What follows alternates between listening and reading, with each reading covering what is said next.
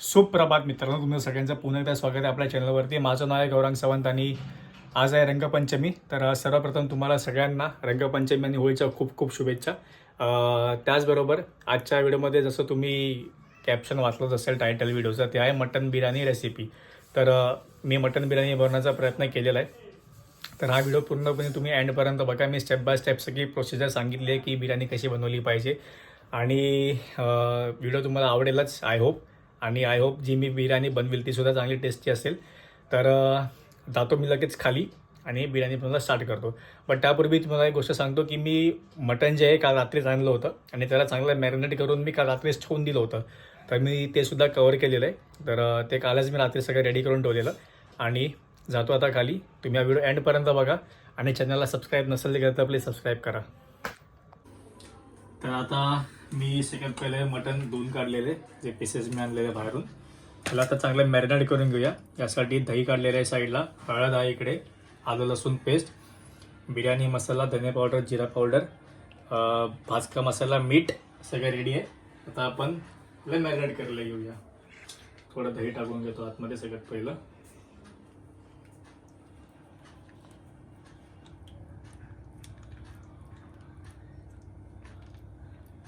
लगेच बस होऊन जाईल एवढी ना.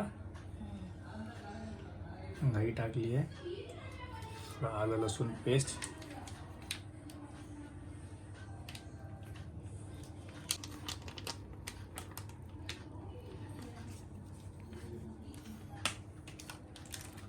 हे जिरा पावडर,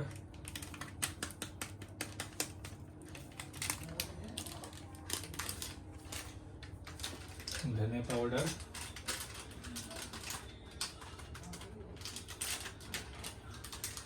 बिर्याणी मसाला एव्हरेस्टचा,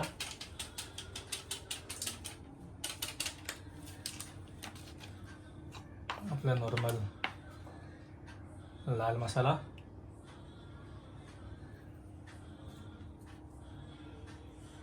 मीठ,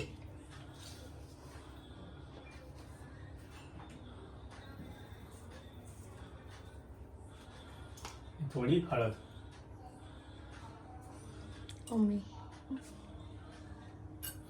त्याला चांगलं मिक्स करून घेऊया. हे मी रात्रभर ठेवणार आहे, ऑलमोस्ट अराउंड 12 तास. आणि उद्या चालू करायच्या आधी म्हणजे बिर्याणी बनवायच्या आधी 1 तास आधी मी याला बाहेर काढेन.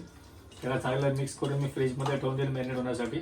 जेवढा वेळ तुम्ही मॅरिनेट करायला ठेवाल तेवढी बिर्याणीला चव चांगली येईल. त्याचबरोबर पीसेससुद्धा तुमचे चांगले रेडी होतील. तर आज आहे आदला दिवस.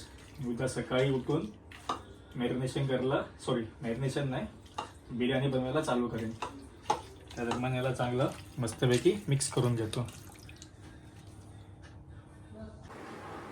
तर सकाळीच मी हा कांदा उभा चिरून घेतला होता आणि यावर थोडंसं मीठ पसरलं होतं. आणि आता हे मी थोडं दाबून ह्याच्यातलं जेवढं पाणी आहे थोडं बाहेर काढतो आणि त्यानंतर मी याला ह्याच्यामध्ये तेल टाकून कांद्याला फ्राय करायला ठेवणार आहे. त्याचबरोबर सकाळी मी जे काल रात्री मॅरिनेट केलेलं मटण जे होतं ते पण बाहेर काढलेलं आहे.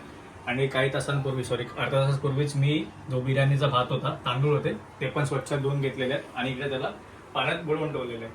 आता पहिलं या कांद्याला आपण फ्राय करूया. ह्याच्यातलं जेवढं पाणी असेल जे निघतंय ते काढून घ्या टिश्यू पेपरवरती आणि नंतर मग हाच कांदा तुम्ही स्प्रेड करायला टाकून फ्राय करायला.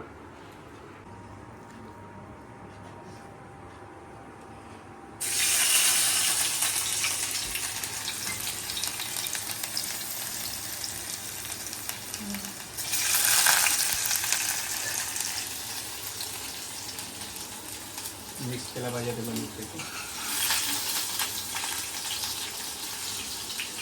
कमीत कमी 7 ते 8 मिनिटाला डीप करायला लागतो आणि कांदे चांगले क्रिस्पी झाल्यावरच त्याला काढूया आपण बाहेर. म्हणजे तुम्हाला कांद्याचा रंग बदलताना दिसेल. कांदा जेव्हा अशा रंगाचा होईल प्रॉपर चारी बाजूने, तर आपण त्याला बाहेर काढूया. करपला का आपण पाहू शकतो की आपण कांदा आपला चांगला फ्राय झालेला आहे, थोडा करपला आहे, ठीक आहे.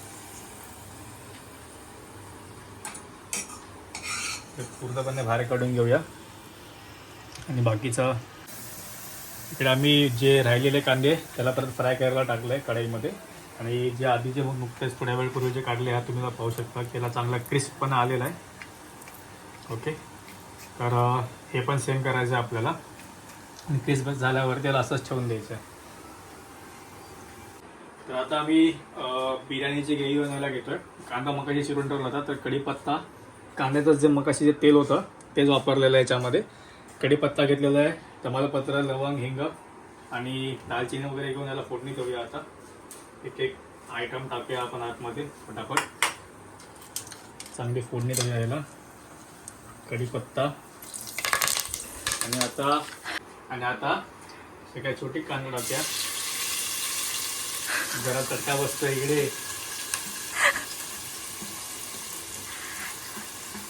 कांदा टाकलेला आहे आतमध्ये. त्याला नीट थोडं मिक्स करून घेऊया, ढवळून घेऊया. कांद्याला सोनेरी रंग येईपर्यंत त्याला आपण चांगला मिक्स करूया. याच्यामध्ये थोडा बिर्याणी मसाला, भाजका मसाला, हळद टाकूया. आपल्याला कांद्याला हलका सोनेरी रंग लागलेला आहे. तर आता मी बिर्याणी मसाला, हळद, मीठ वगैरे टाकतो थोडं.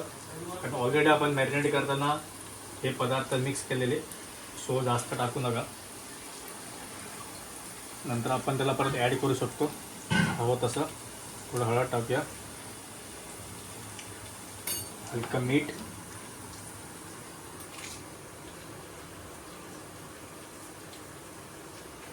आणि बिर्याणी मसाला.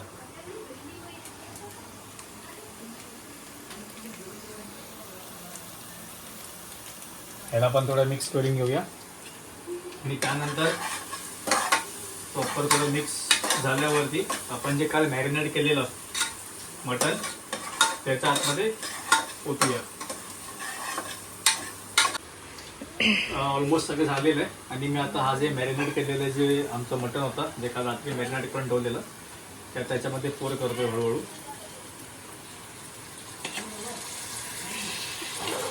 चांगल्यापैकी पूर्ण कुटून घेऊया.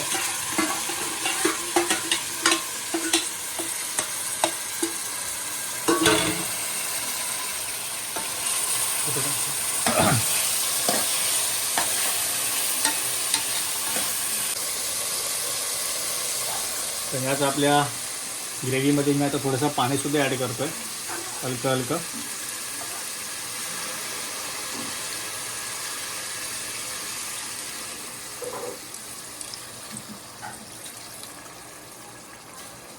आणि याला आता आपण किमान 4 ते 5 शिट्या शिजवत ठेवूया.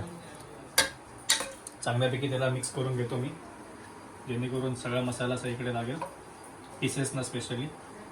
तर बिर्याणीची ग्रेव्हीकडे आपण 4 ते 5 शिट्या त्यासाठी ठेवलेलं आहे. त्या दरम्यान मी इकडे भात शिजवून घेतो. भात हा आपल्याला कम्प्लिटली शिजवायचा नाही, 70 ते 80% शिजवायचं आहे. आधी मी एका टोपामध्ये 2 ग्लास पाणी टाकलेलं आहे, दुप्पट भाताच्या क्वांटिटीचं. खडा मसाला टाकला आहे, थोडं मीठ पसरून घेतो. मीठ साधारणपणे कमीच टाका, कारण ऑलरेडी आपण मॅरिनेट करताना आणि फोडणी वगैरे देताना टाकलं होतं. थोडं मीठ टाकूया याच्यामध्ये. आणि आता हा भातच्या आतमध्ये घेऊया.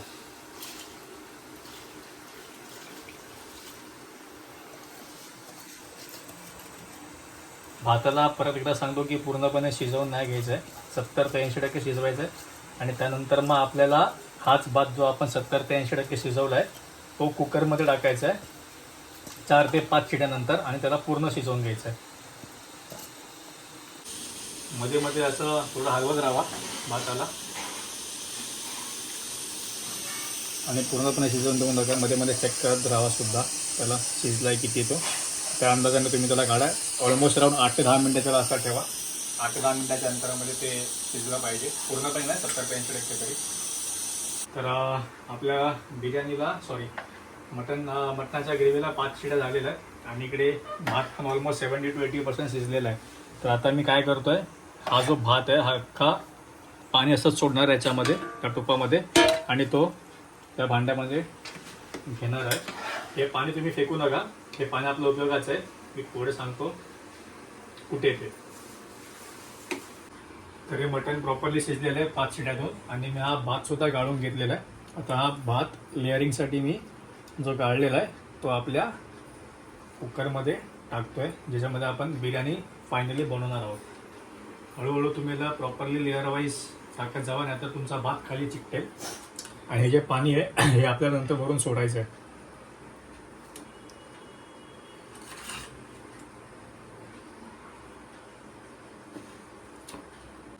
तर लेअरिंग वगैरे सगळं झालेलं आहे. आणि आता हे 10 मिनटापूर्वी आम्ही एक केसरचं पाणी तयार केलेलं, हे थोडंसं आपण साईडने ॲड करूया. ओके.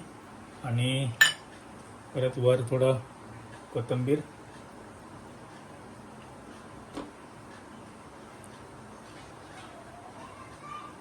त्याचबरोबर जे क्रिस्प झालेले कांदा आहे तो सुद्धा आपण त्याच्यावर थोडं पसरूया. अजून थोडं टाकूया.